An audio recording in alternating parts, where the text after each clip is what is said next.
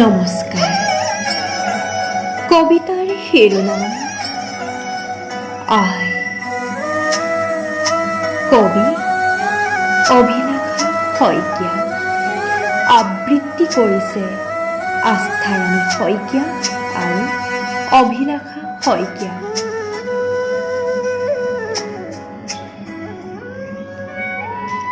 আই, তই নাযাবি আঁতৰি, তোৰ আঁচলেৰে মোক সদায় থাকিবি সাৱটি।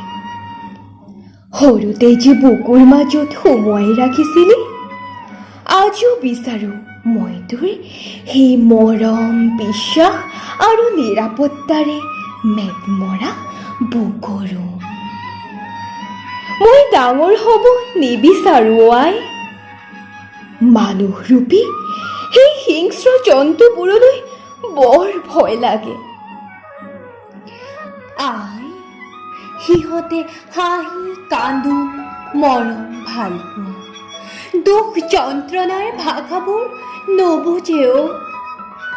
মাথো মানুহৰ কেঁচা মঙহ আজুৰি চিৰা চিৰ কৰি খাব জানে এফালৰ পৰা।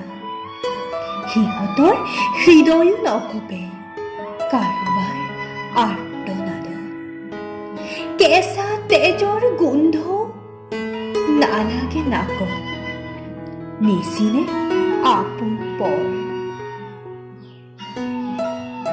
আই, তই নাযাবি আঁতৰি, তোৰ আঁচলেৰে মোক সদায় থাকিবি সাৱটি।